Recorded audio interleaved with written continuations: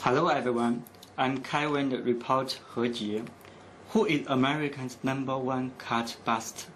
The answer is Rick Ross. He is the founder and executive director of the Ross Institute of New Jersey. The institute is devoted to the study of destructive cults, controversial groups, and movements. Researchers and media often use the Ross Institute Internet archives as an informational resource. Now, in US, France, Germany, Switzerland, Russia, Ukraine, and other countries, there are many organizations and institutions which provide services and helps to the former followers and victims, just like your institute. And one of their main research subjects is concerning future lives of the former followers when deprogramming, such as who am I and or where to go. What's your suggestion to help those people find themselves as soon as possible? Countries around the world have set up social services and educational programs to help cult members and former cult members. I think it's very important. Frequently, when these people leave the group, they're very confused. They may have left because of a family member who's persuaded them to break away, or they may have left because they saw one thing in the group that caused them to question enough to leave. But when they do leave, they may be very confused and they haven't sorted out the rest of their cult experience. So they may go back and forth a bit. They might even go back to the group. So what they need is support in the community and an educational program and counseling so that they can understand what happened to them, sort through the manipulation of the group so that it doesn't happen to them again. Many cults had been recruiting members in universities to lure young lives, such as Unification Church, Scientology, and we know you have given many speeches in colleges around America and all over the world. Is it for reminding the universities to pay attention to cults? University students have historically been a target for destructive cults. This is because students are frequently away from home, away from their familiar surroundings and support, in a strange environment for the first time. Harvard University and Cornell in the United States used to have programs so that they could explain to freshmen coming into the university what they might expect from cult-like groups. I think it's very important to inform this area of the public. And the Ross Institute, which is an online library available through the internet, is set up exactly for this purpose, so that students can understand that these groups are out there and learn about their history before they might become more deeply involved. What role should media, especially online media, play in the prevention and disposal of destructive cults?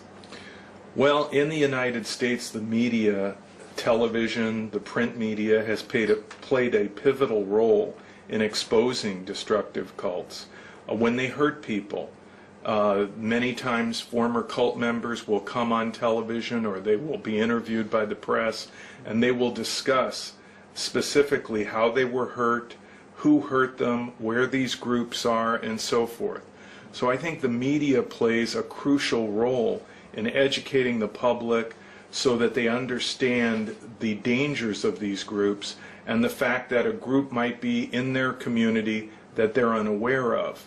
And so whether it's students or it's family members or it's professionals who may somehow come across a group that is called a destructive cult, The media can help to inform everyone, and information and knowledge is the key to protecting yourself from a destructive cult.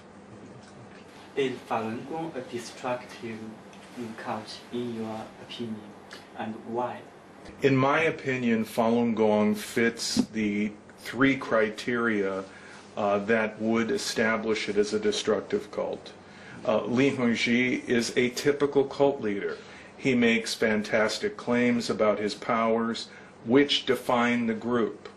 Though the group talks about Qigong and other ancient Chinese traditions and beliefs, it really is about the personality of Li Hongzhi, his supernatural claims, his authority.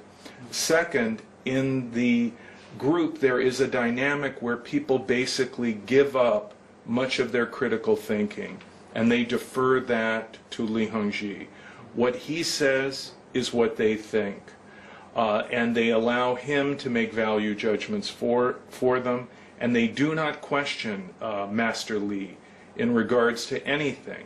Whatever he says is right, whatever he says is wrong, and you will not find Falun Gong members that question his authority or would even point out that he has made a mistake about anything.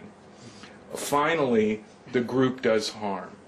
Anyone who knows about the horrible self-immolation that occurred in Tiananmen Square in 2001 knows the horrible consequences of submission to Master Li. A 12-year-old girl died. A young woman has been crippled and disfigured for the rest of her life.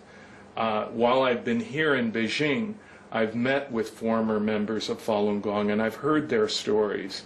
And it is consistent with my experience dealing with cult members in the United States and around the world. I mean, Falun Gong acts like a cult, is structured like a cult, and affects people in a destructive way like a cult. And that's my opinion. We know that you have personally witnessed some cases of family breakdown, custody battle, which caused by family members practicing Falun Gong.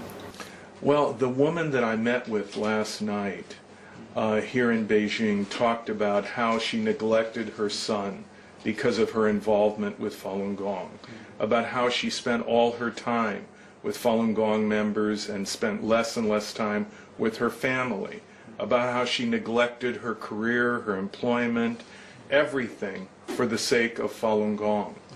And I think that's one example. And in her heart, she was conflicted because of her love of her son and her devotion to her family.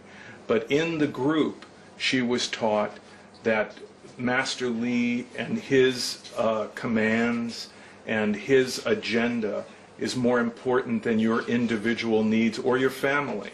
And she was told that focusing on her family, on her son, on her parents was selfish.